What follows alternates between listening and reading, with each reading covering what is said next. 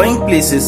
यह कहानी A R बाटन के द्वारा लिखी गई कहानी है। इस कहानी में यह दिखाने का प्रयास किया गया है कि जब बच्चे अपनी टीन एज से युवावस्था में आते हैं तो उनकी सोच में किस तरह से परिवर्तन होती है।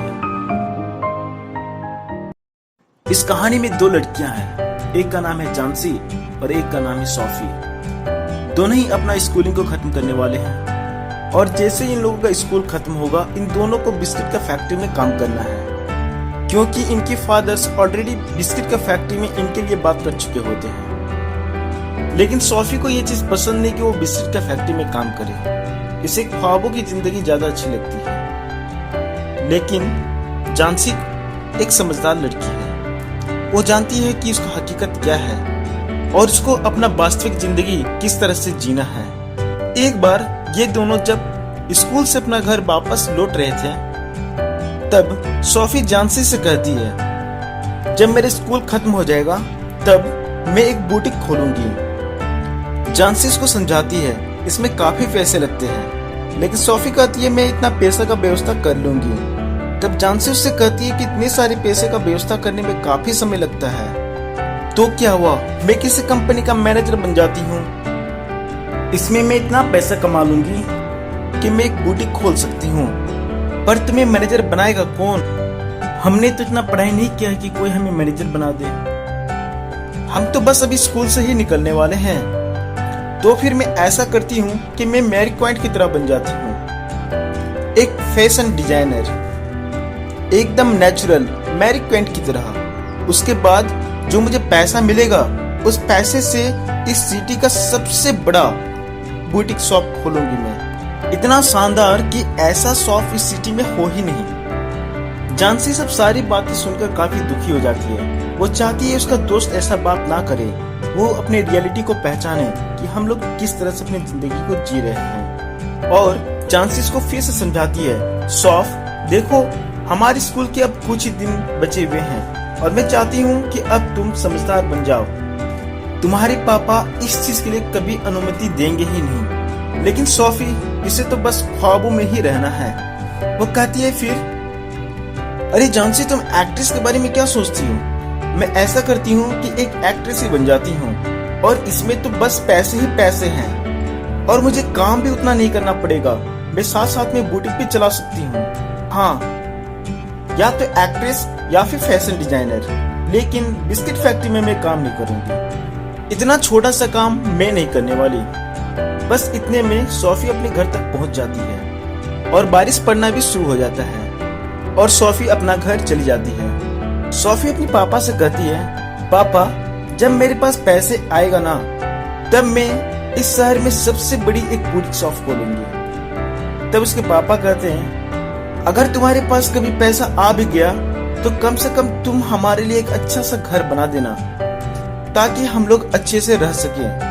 सोफी के पापा जो एक डेली वेज वर्कर हैं, ये जस्ट काम से लौटकर कुर्सी में बैठकर खाना खा रहे थे। इनका चेहरा दिन भर की मेहनत से पसीने से भर गया है और सोफी का छोटा भाई ड्रेक अपने पापा के चेयर को पीछे से पकड़कर झूलते हुए कहता है, सोफी तो सोचती है पैसा पेड़ में उगता है। सोफी की माँ घर के कोने पर बैठकर बर्तन धो रही थी, वो भी पूरे पसीने से लथपथ हो चुकी थी और घर के अंदर जलता हुआ चूल्हे के कारण पूरा रूम धुएं से भर गया था।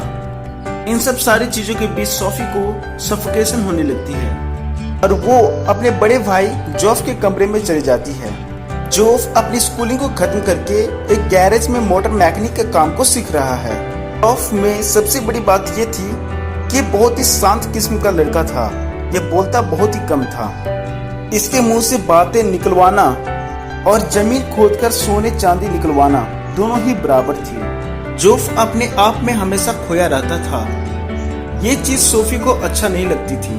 वो चाहती थी वो अपने भाई के बारे में वो सारा चीज जाने जो अक्सर वो सोचा करता है और वो अपने भाई के मुंह से बातें उगलवाने के लिए अक्सर कुछ न कुछ झूठी कहानी आकर सुनाया करती थी। जब वो अपने भाई के कमरे में जाती है तो देखती है जोफ गाड़ियों के पुर्जे को बनाने का प्रयास कर रहा है। उसका हाथ गंदे ग्रीस से भर चुके हैं और उसके कपड़े काफी गंदे हैं। अपने भाई को इस हालत में देखकर वो फिर सपनों की दुनिया में खो जाती है। वो देखती है जोफ एक सुंदर सा ड्रेस पहनकर एक बाइक को चला रहा है और बगल में वो खुद भी बैठी है। वो भी एक सुंदर सा येलो ड्रेस पहनी हुई है जिसकी ओढ़नी हवा में लहरा रही है और सड़क के दोनों तरफ काफी लोग उनको तालियां बजाकर स्वागत कर रहे हैं। और फिर अचानक उसका सपना टूटता है और वो देखती है उसका भाई वहीं बैठा गाड़ियों के पुर्जे को बनाने का प्रयास कर रहा है। सोफी जोफ के पास चली जाती है और वो कहती है, भैया जानते हो आज क्या हुआ? आज मैं डैनी केसी से मिलकर आई हूँ। क्या कर रही हो तुम? हाँ भैया, आज मैं डैनी केसी से मिलकर आई हूँ। नहीं, ये तुम झूठ बोल रही हो, ऐसा नहीं हो सकता। हाँ, मुझे भी लगता था ऐसा नहीं हो सकता, लेकिन ये बस एक संयोगवश घटना है। मैं रॉयसी विंडो में कपड़े देख रही थी, तभी मेरे पास एक आदमी आता है। वो बिल्कुल डैनी केसी की तरह दिख रहा था। जब मैं उससे पूछी, क्या तुम डैनी केसी हो, तो वो कहता है हाँ, और इस तरह से मेरी मुलाकात उससे हो जाती है। अच्छा, तो बताओ वो दिखता कैसे है? वो तो बहुत हैंडसम है। उसकी आंखें नीली नीली है और वो इतने लंबे नहीं है जितने की आप सोचा करते हैं। मैं जानता हूँ ये सब बातें झूठी है और तुम झूठ बोल रही हो। मैं जानती हूँ कि आप मेरी बात पर विश्वास नहीं करोगे, फिर भी आप ये सब बातें किसी को मत बोलिएगा, खासकर पापा को। कुछ देर के बाद उसके पापा नहा धोकर बैठे हुए थे चेयर में। इतने में जियोफ अपने पापा के पास जाता है और वो कह देता है कि सोफी डैनी केसी से मिलकर आई है। यह सुनकर उसके पापा काफी क्रोधित हो जाते हैं और वो गुस्से से सोफी की ओर देखते हैं। सोफी इस बात को एक्सपेक्ट नहीं की थी कि उसका भाई पापा को ये बात बता देगा। जियोफ और उनके पापा दोनों बात कर रहे होते हैं डैनी केसी के बारे में। इतने में सोफी कहती है, वो एक दुकान खरीदने वाला है। तुमने यह कहाँ सुन लिया? उसने मुझसे ये कहा है। ये क्या बोल रही हो तुम? इतनी झूठी बातें बोल के तुम एक दिन अपने आप को बहुत बड़ी मुसीबत में फंसा लोगी। नहीं, ये सच है, आप जोफ से पूछ सकते हैं। जोफ, ये तो तुम्हें विश्वास ही नहीं करता। देखो, सुधर जाओ।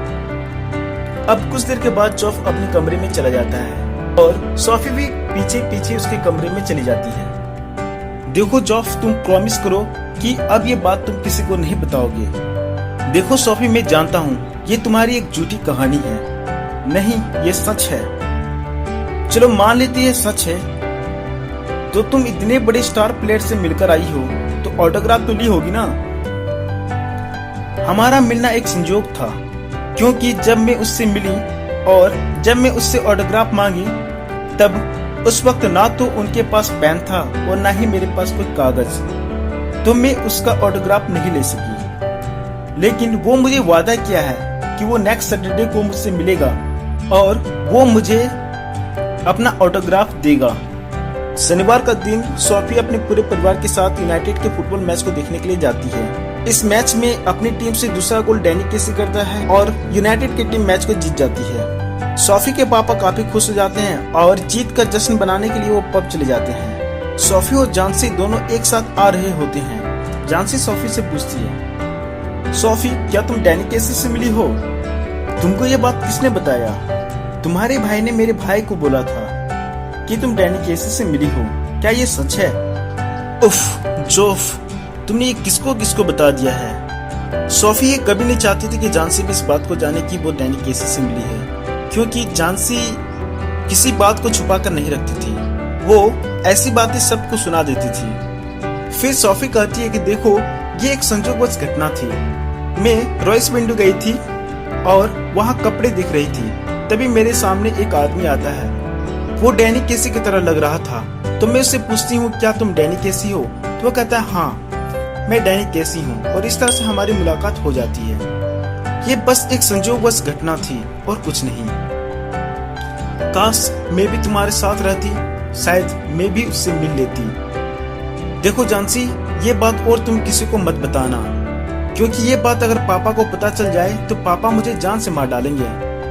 नहीं, मैं किसी को नहीं बताऊंगी, तुम मुझ पर विश्वास कर सकती हो। और जानसी अपने घर की तरफ चल जाती है। सोफी सोचते हुए जाती है कि वो घर जाकर बोलेगी क्या, क्योंकि आज तो उसे डैनी केसी का ऑटोग्राफ भी दिखाना है, क्योंकि इसकी कहानी के अनुसार डैनी केसी इससे मिलने का वादा किया था और ऑटोग्राफ देने का वादा किया था, और उसे आज ऑटोग्राफ दिखाना भी है। वो सोच में पड़ जाती है कि मैं क्या बोलूं। फिर वो कैनल के बगल में एक बेंच में बैठ जाती है और वो पछताने लगती है कि ऐसा झूठ वो क्यों बोली।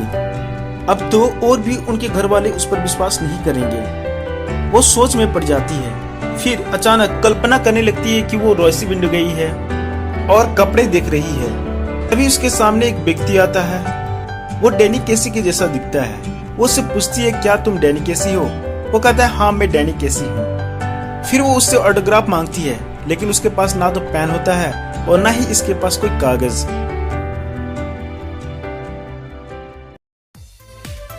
दोस्तों, अगर ये वीडियो आपको अच्छी लगी हो तो वीडियो को लाइक करें, कमेंट करें और चैनल को सब्सक्राइब करें।